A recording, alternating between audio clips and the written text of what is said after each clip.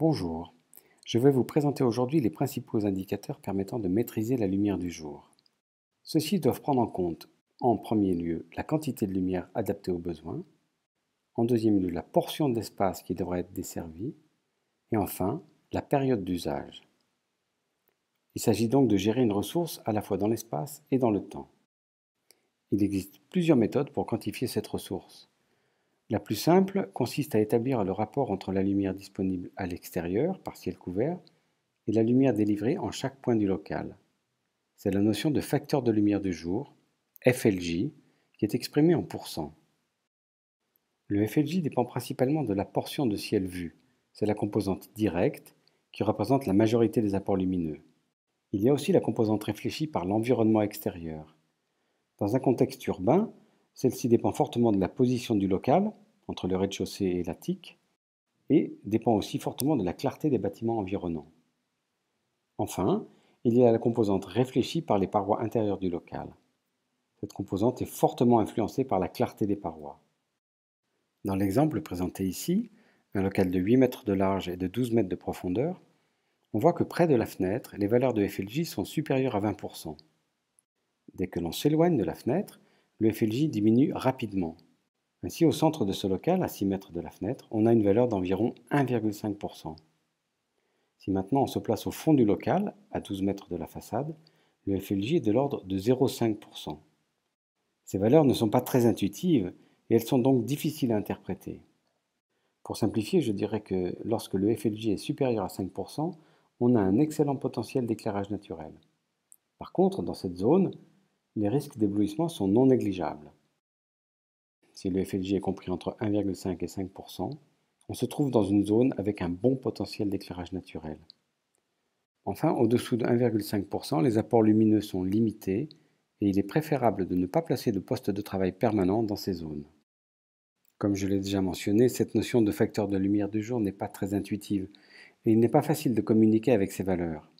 De plus, comme les calculs sont effectués avec un ciel couvert théorique, le FLJ ne permet pas de prendre en compte l'orientation et la localisation du projet. Pour toutes ces raisons, la notion d'autonomie en éclairage naturel est en train de remplacer le FLJ et de s'imposer dans les normes et dans les usages. Pour passer du FLJ à l'autonomie, la méthode la plus simple consiste à utiliser les données météorologiques concernant l'éclairement diffus extérieur. Prenons l'exemple du Rézé à la Guadeloupe.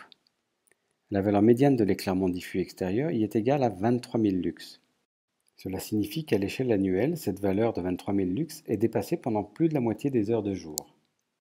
Si mon besoin d'éclairement est de 300 lux, pour un local de réception par exemple, il suffira que le FLJ dépasse 1,3% pour atteindre cette valeur pendant la moitié du temps. 1,3% de 23 000 lux est égal à 300 lux.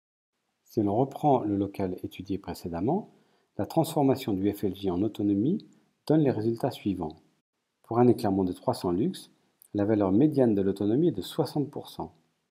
Cela signifie que la moitié du local bénéficie d'un éclairement de 300 lux pendant 60% du temps, ce qui est pas mal.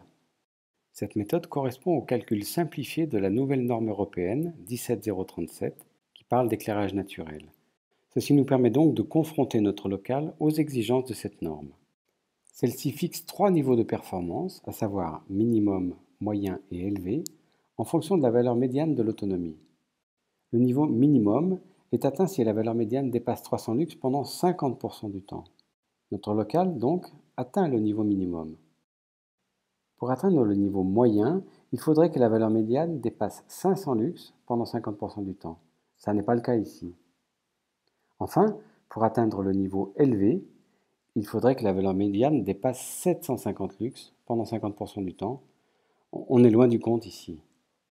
Je dirais que cet exemple nous montre que dans la pratique, le niveau minimum représente une performance déjà très acceptable. Il existe une manière plus détaillée de calculer l'autonomie. Pour cela, il faut faire une simulation dynamique, c'est-à-dire une simulation pour chaque heure de l'année, toujours avec des données météo du lieu d'implantation. Le temps de calcul est plus important, mais la méthode est plus précise. Elle permet par exemple de prendre en compte la présence du soleil, les apports directs, et de tenir compte de la gestion des protections solaires. Dans notre cas, les résultats obtenus avec les deux méthodes ne sont pas très éloignés. La norme européenne comporte d'autres cibles, notamment sur la valeur minimum de l'autonomie. Mais pour ne pas alourdir cette séquence, je propose à ceux qui sont intéressés par ces informations de se reporter à la documentation jointe en annexe du MOOC. Pour terminer sur cette notion d'autonomie, je dois préciser que la norme européenne ne tient pas compte de l'affectation des locaux. Or, il est raisonnable d'adapter les objectifs en fonction du niveau d'éclairement recommandé. Je dirais pour ça que, concernant les espaces de travail, bureaux, enseignement, industrie, l'objectif minimum de la norme est raisonnable. Je fais référence ici à une autonomie médiane de 50% pour 300 luxe. Pour les autres affectations, les chambres, les séjours, les lieux de repas, etc., il est important qu'une partie au moins de ces locaux ait un accès raisonnable à la lumière du jour, mais je pense que le fait de raisonner sur la valeur médiane n'est sans doute pas adapté dans ces cas.